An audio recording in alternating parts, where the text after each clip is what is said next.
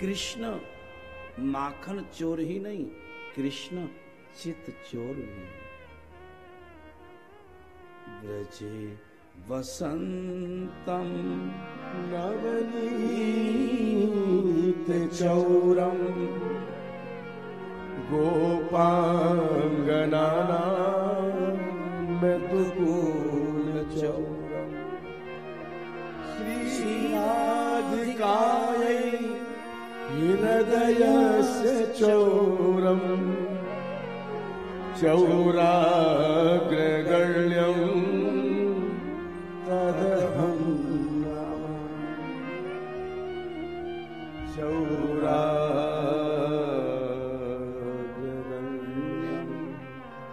तदहं। अद्भुत श्लोक है। ब्रजे वसंतम नवनीत चौरम। श्लोक का आनंद लें आप लोग। ब्रज में एक चोर बसता है। बोले क्या चुराता है? बोले नवनीत चौरम, वो माखन को चुराता है। और गोपांग नानाम दुकूल चौरम। दुकूल शब्द का अर्थ है साड़ी। कृष्ण साड़ियों को चुराते हैं। और सामाजिक दृष्टि से किसी के वस्त्र को चुराना, खासकर महिलाओं के वस्त्र को चुराना शोभा नहीं देता। आज इसी बात को लोग कृष्ण के ऊपर कहते हैं, कृष्ण ने वस्त्र चुराए। मैं आज आपको एक बात कह दूं, आपका ध्यान मेरी तरफ हो। भगवान कृष्ण क्या चुराते हैं? वस्त्र चुराते हैं ना। कौन सा वस्त्र चुराते हैं? अज्ञान का जो पर्दा है ना, माया का जो पर्दा है ना, अंधकार का जो पर्दा है ना, कृष्ण उसको चुरा लेते हैं।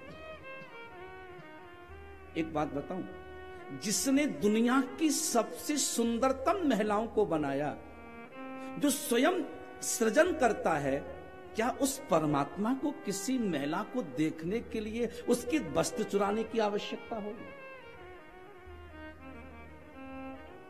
फिर भी कृष्ण वस्त्र चुराते हैं। तो मैं आपका ध्यान आकर्षित करना चाहता हूं, क्या है वस्त्र? वृंदावन में एक संत रहा करते थे और उनके पास एक पारसमणि थी। और पारसमणि को उन्होंने लोहे की डिब्बी में छुपा करके रखा था।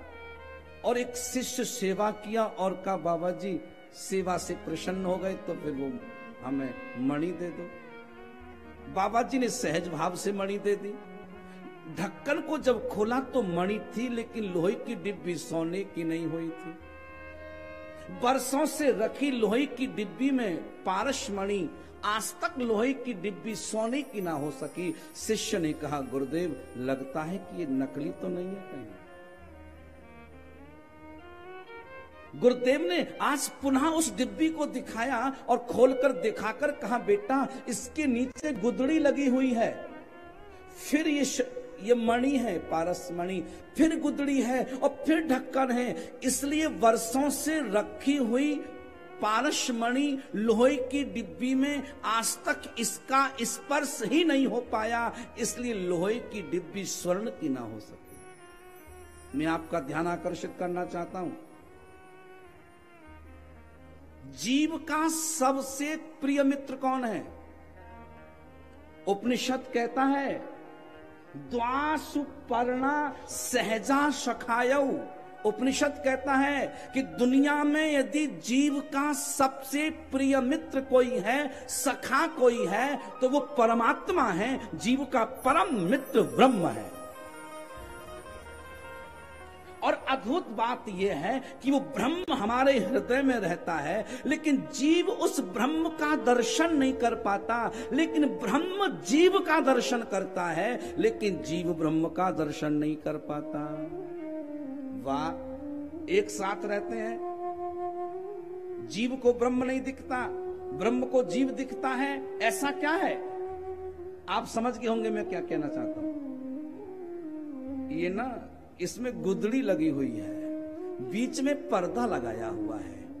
जीव और ब्रह्म के बीच में, वो जीव और ब्रह्म के बीच में जो पर्दा है ना, वो अज्ञान का पर्दा है, वो अंधकार का पर्दा है, वो माया का पर्दा है, वो वासना का पर्दा है, वो जीव के सर्वोत्तम अहंकार का पर्दा है। परमात्मा उस आज पर्दे को चुरा लेते हैं, हटा देते हैं और जीव को ब्रह्म का साक्षात्कार करा देते हैं। भगवान सामान्यतया किसी महिला की साड़ी नहीं चुराते, लेकिन दुकूल चौराया।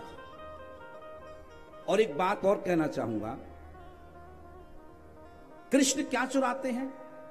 बोली गोपांग नानाम दुकूल चौरम और श्री राधिकायै हृदयस्य चौरम। वो श्री कृष्ण राधा के हृदय को चुरा लेते हैं,